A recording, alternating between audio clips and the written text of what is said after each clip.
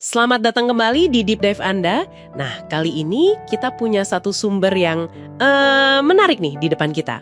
Sebuah teks renungan singkat, kelihatannya sih simple ya, tapi isinya itu menyajikan ide yang cukup radikal. Bahkan mungkin bisa dibilang paradoks gitu. Gimana kepastian soal masa depan ternyata bisa banget mengubah cara Anda hadir di masa kini. Apalagi ya pas dunia di sekitar Anda lagi, ya gitu deh panik. Sumber kita ini intinya sih nantang kita buat lihat ketenangan batin itu bukan cuma soal perasaan nyaman pribadi aja, tapi sebagai sesuatu yang bisa kelihatan dan bahkan katanya nular. Jadi misi kita nih dalam beberapa menit ke depan, ya kita coba bongkar gimana sumber ini ngaitin jaminan masa depan dengan kedamaian yang aktif hari ini.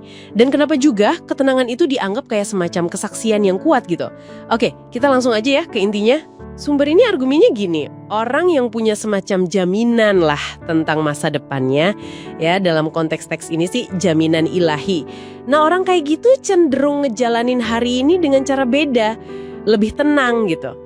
Ada satu kutipan kunci nih yang jadi jangkar argumennya.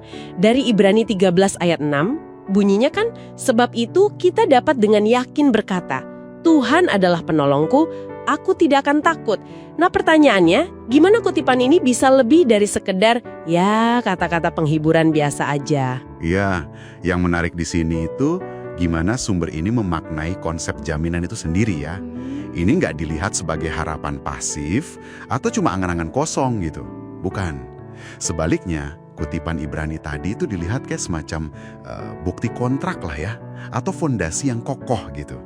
Keyakinan pada pertolongan inilah yang secara aktif menghasilkan ketenangan bahkan di tengah situasi sulit. Jadi jaminan di sini itu jadi dasar yang bikin ketenangan itu punya substansi. Bukan cuma pengen merasa tenang aja gitu. Oke. Saya nangkep poinnya. Jadi ketenangan yang bukan sekedar respons emosi sesaat ya, tapi akarnya lebih dalam.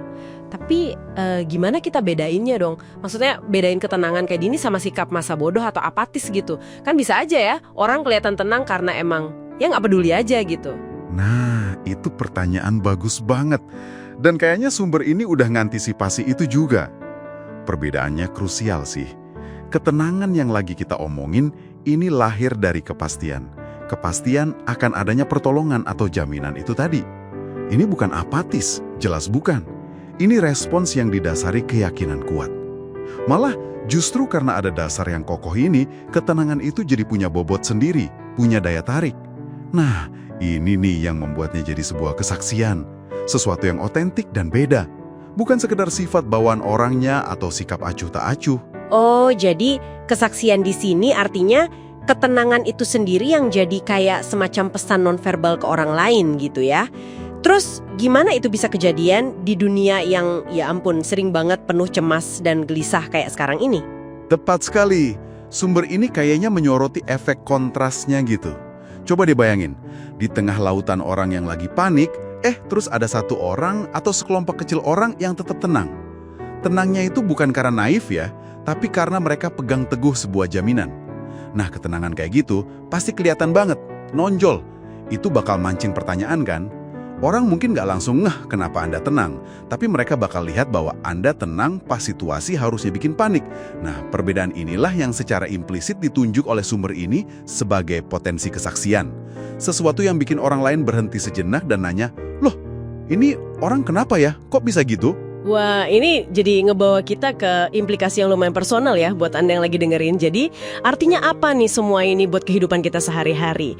Pesan kuncinya kayaknya, ketenangan yang akarnya dari jaminan mendalam ini bukan sesuatu yang cuma buat dinikmati sendiri, bukan cuma buat di dalam aja, tapi dia punya potensi buat ngomong keluar gitu. Betul. Kalau kita tarik benang merahnya nih, sumber ini seolah ngajak kita semua buat ngaca ya. Pertanyaan reflektif utamanya itu bukan sekedar, apakah saya merasa tenang? Bukan, itu aja. Tapi lebih dalam lagi. Apakah cara saya hidup, terutama pas lagi di bawah tekanan, itu memancarkan ketenangan yang begitu nyata sampai bikin orang lain minimal jadi penasaran. Ini bukan soal ngejudge diri sendiri ya, tapi lebih kayak undangan buat lihat secara jujur. Apakah fondasi keyakinan kita itu beneran kelihatan gitu dalam sikap dan respons kita sehari-hari? Menarik banget ya gimana teks yang singkat bisa buka perenungan sedalam ini. Nah, sebagai pemikiran penutup nih buat Anda bawa pulang, sumber ini kan ditutup pakai doa ya. Doa itu kayaknya menyiratkan harapan gitu, supaya ketenangan ini nggak cuma jadi perisai pribadi aja, tapi juga bisa jadi sumber ketenangan buat orang lain. Nah, itu nambah satu lapis lagi kan? Ketenangan bukan cuma sebagai bukti buat orang lain, tapi bisa jadi berkah buat mereka. Gimana kalau ketenangan Anda itu bisa ikut menuduhkan orang-orang di sekitar Anda yang lagi gelisah? Pertanyaan lanjutannya buat Anda renungkan mungkin. Gimana ya caranya mulai secara sadar memupuk kedamaian ini yang sumbernya dari jaminan yang Anda yakini itu? Dan mungkin, ya gimana cara membagikannya dalam interaksi Anda sehari-hari? Mulai hari ini gitu. Sesuatu untuk direnungkan lebih lanjut lah.